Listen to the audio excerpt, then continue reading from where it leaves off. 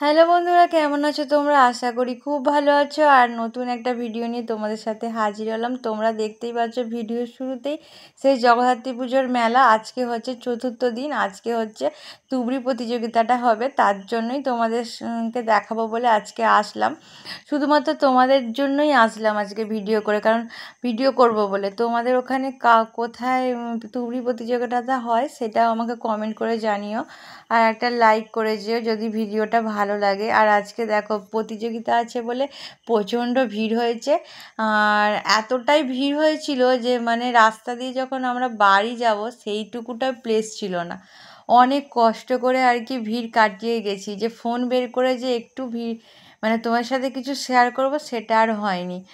আর দেখো আমরা গ্যালারিতে বসে আছি, কারণ বসে না থাকলে তুবড়ি প্রতিযোগিতাটা দেখতে পাবো না, কারণ বহু দূর থেকে অনেক মানুষ দেখতে আসে, তার জন্য এতটাই ভিড় হয়।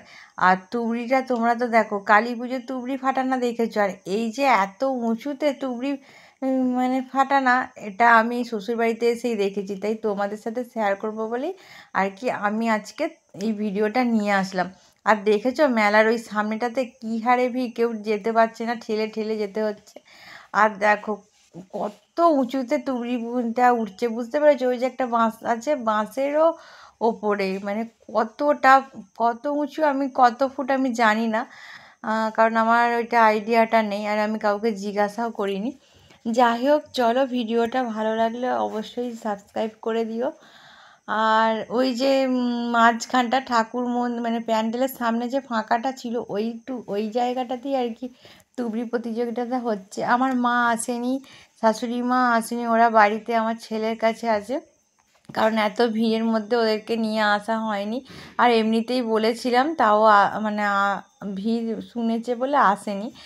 যাই হোক, আর কেমন লাগছে তোমরাই বলো, এত বড় এত উঁচুতে যে তুবড়ি প্রতিযোগিতাটা কেউ কি দেখেছো?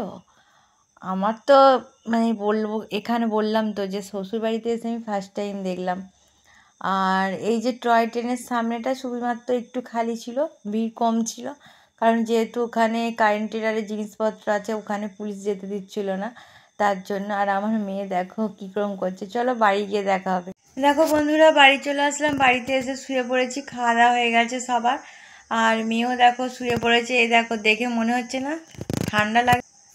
দেখো এবার ঠান্ডা পড়েছে, আমার মেয়েকে দেখে বোঝা যাচ্ছে। আর যে শীত পড়ে গেছে, শীতের আমেজ চলে এসেছে। চলো যাই হোক, আজকের মতো ভিডিওটা আমি এইখানেই শেষ করলাম। তোমরা বলো ভিডিওটা কেমন লাগলো, অবশ্যই কমেন্টে জানিও। আর বললাম তো সবার খাওয়া দাওয়া হয়ে গেছে, আর ছেলেকেও এসে খাইয়ে দিয়ে আগে ঘুম পাড়িয়ে দিয়েছি।